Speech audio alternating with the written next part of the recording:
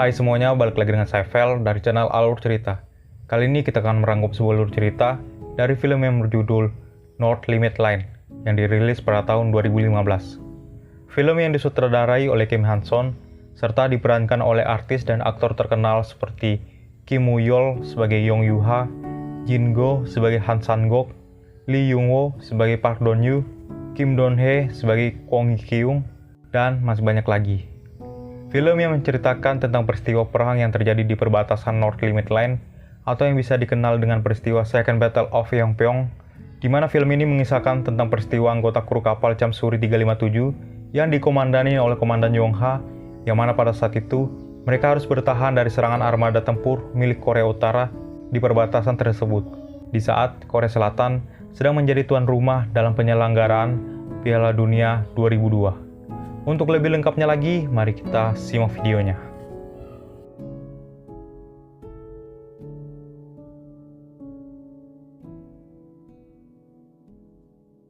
Film dibuka dengan diperlihatkannya seorang pemuda yang bernama Park Don-yu, di mana ia merupakan anggota perawat militer yang bertugas di Angkatan Laut Korea di basis armada Yongtae, Korea Selatan, yang mana nantinya ia akan bergabung dengan kru patrol kapal Chamsuri 357 yang bertugas untuk menjaga perbatasan garis batas utara antara Laut Korea Selatan dan Laut Korea Utara. Lalu di sana ia bertemu dengan teman lamanya yang bernama Kwon Ki-yun, di mana ia merupakan anggota kru kapal dari Chamsuri 357. Di sana King Yu pun mengajak Don-yu untuk berkeliling di kapal Chamsuri 357, serta ia juga memperkenalkan dirinya kepada anggota kru kapal lainnya. 그렇죠. 사사님이시고. 동기 형님 동기? 예 그렇습니다.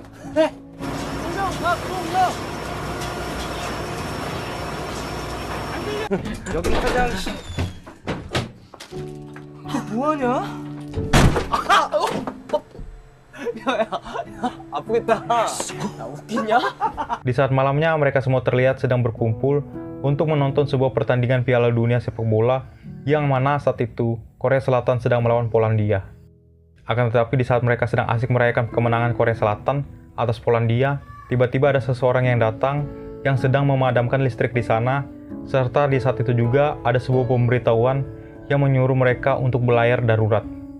Lalu semua orang yang tadinya sedang asik menonton, tiba-tiba mereka semua berlarian keluar untuk menaiki kapal tersebut.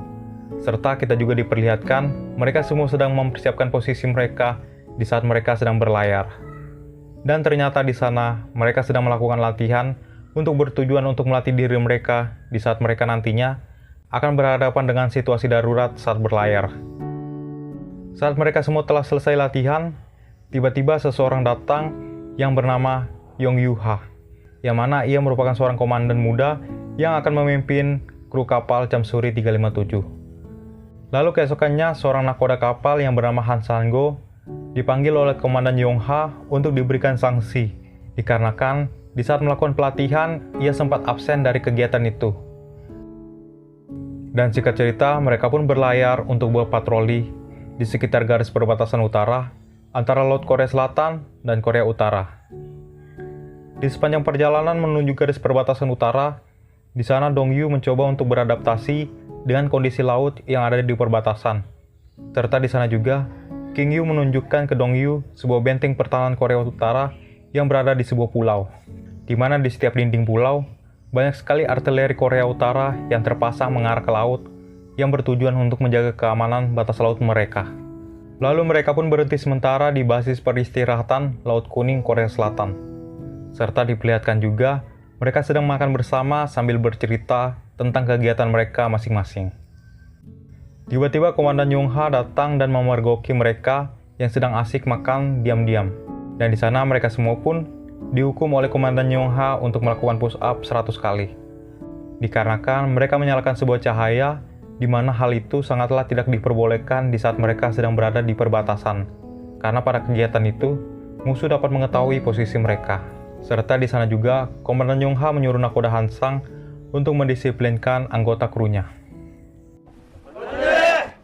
하나, 둘, 둘, 하나, 둘, Lalu singkat cerita mereka pun mendapatkan pemberitahuan darurat dan mereka pun mempersiapkan diri mereka. Ternyata mereka mendapati sebuah kapal pukat nelayan Korea Utara yang telah memasuki Laut Korea Selatan. Di sana nelayan tersebut pun ditangkap dan diinterogasi oleh Komandan Yong-ha. Di saat nelayan itu diinterogasi, beberapa kru kapal Chamsuri menutupi mata nelayan tersebut agar mereka tidak mengenali kapal patrol itu.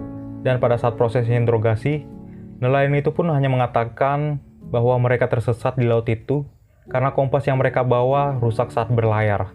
Lalu mereka pun mendapati perintah dari komandan tertinggi di basis armada Yongtae untuk membebaskan nelayan tersebut sebagai kebijakan pemerintah dalam perjanjian gencatan senjata. Di sana mereka pun membebaskan nelayan itu dikarenakan mereka tidak terbukti berbahaya dan komandan Yong-ha juga berpikir kalau mereka hanyalah nelayan biasa yang tersesat. Setelah mereka membebaskannya, ternyata nelayan tersebut merupakan mata-mata yang dimiliki oleh Korea Utara dan di sana mereka telah mengenali kapal patrol itu, walaupun mata mereka telah ditutupi. Setelah kejadian itu, armada Laut Korea Utara seringkali memasuki perairan Laut Selatan, di mana mereka sedang meninjau kembali taktik patroli armada Laut Korea Selatan. Lalu ada sebuah momen di mana saat kapal patroli yang dikomandani oleh Komandan Yong-ha sedang melakukan patroli di perbatasan. Di sana mereka hampir bertabrakan dengan kapal patroli milik Korea Utara di dekat perbatasan, karena kapal patroli Korea Utara sempat memasuki Laut Selatan.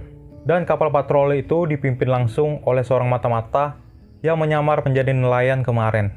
Dan penyebab lain dari kejadian itu adalah kondisi nakoda Hansang yang kurang fit dikarenakan ia sempat mengalami tremor di saat berhadapan dengan kapal Korea Utara. Yang mana hal itu membuat kapal mereka hampir bertabrakan dengan kapal Korea Utara, serta membuat salah satu kru kapal mereka terjatuh ke laut. Dan untungnya, kru kapal itu dapat diselamatkan. Setelah insiden itu, Komandan Yong-ha pun mengetahui penyakit yang dialami oleh nakoda Hansang. Serta di sana juga nakoda Hansang dipanggil oleh Komandan tertinggi armada, di mana di sana diketahui kalau nakoda Hansang akan dipindahkan tugas dan akan dikeluarkan dari kru kapal karena penyakit yang dialaminya. Namun Komandan Yong-ha di sini membela dan menolong nakoda Hansang agar ia tetap berada di kapalnya. Karena Komandan Yong-ha sendiri telah melihat tekad dan kesungguhan nakoda Hansang dalam tugasnya. Lalu Komandan tertinggi armada pun memberikan waktu sebulan kepada nakoda Hansang untuk membuktikan perkataan dari Komandan Yong-ha. Dan di sana juga Komandan Yong-ha memberitahukan insiden kemarin kepada Kementerian Pertahanan Korea Selatan untuk melakukan tindakan tegas pada peristiwa itu. Namun lagi-lagi perintah dari Blue House selalu menyuruh mereka untuk tidak open war terlebih dahulu. Walaupun intelijen Korea Selatan berhasil menyadap percakapan tentang rencana penyerangan yang akan terjadi di perbatasan. Singkat cerita, pada tanggal 29 Juni 2002, tepatnya di saat Korea Selatan berhadapan dengan Turki untuk merebutkan juara ketiga dari Piala Dunia 2002 di Stadion Daegu. Sementara di perbatasan garis utara akan terjadi pertempuran antara Korea Selatan dengan Korea Utara yang akan dikenang dengan peristiwa Second Battle of Yeonpyeong. Dan di sana, kapal yang dipimpin oleh Komandan Yong-ha pun menerima serangan langsung dari kapal tempur milik Korea Utara.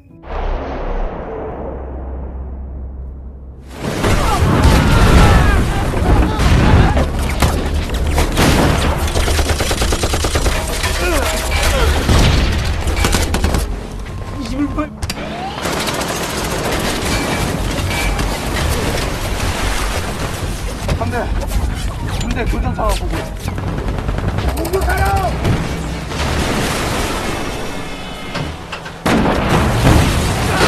Dikarenakan persiapan Korea Utara yang sangatlah matang dalam penyerangan itu, banyak dari anggota kru kapal Komandan Yong-ha menjadi korban dari peristiwa itu.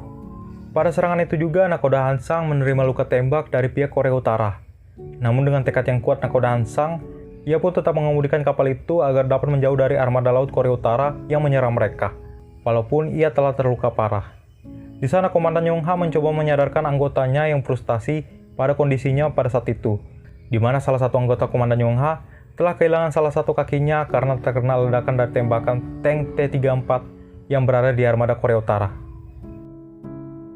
Dan di sana juga Komandan Yong-ha terkena tembakan dari sniper Korea Utara yang berada di atas kapal, yang membuat Komandan Yong-ha menerima luka yang sangat serius pada kejadian itu. Sedangkan Dong-hyu sendiri mencoba membantu anggota lainnya yang terluka untuk mengarahkan mereka agar berlindung di dalam lorong dek kapal. Dan juga ia berusaha untuk menolong Komandan Yong-ha yang sedang terluka.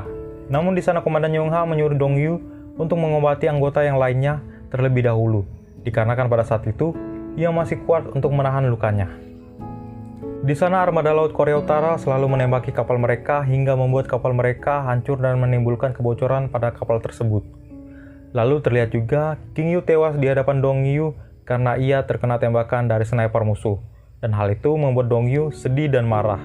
Di sana ia pun mengambil alih senapan mesin di kapal itu untuk menembaki pasukan Korea Utara yang berada di atas kapal.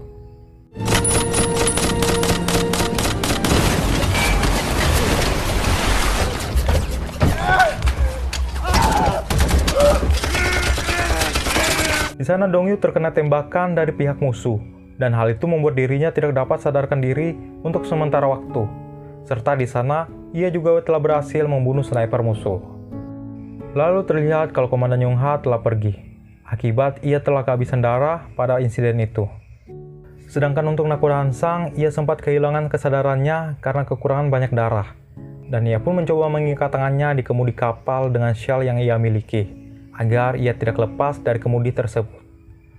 Lalu Kementerian Pertahanan Korea Selatan mengirimkan bala bantuan kepada mereka, dan mereka pun berhasil melumpuhkan armada laut Korea Utara, serta mereka juga berhasil menyelamatkan anggota kru kapal yang masih selamat dalam insiden itu, sebelum kapal tersebut tenggelam. Singkat cerita, Dongyu pun dilarikan ke rumah sakit militer terdekat untuk menerima penanganan yang sangat serius. Dan scene pun berpindah, di mana hari pemakaman semua anggota kru kapal yang menjadi korban dari pertempuran di perbatasan itu, termasuk Komandan Yongha.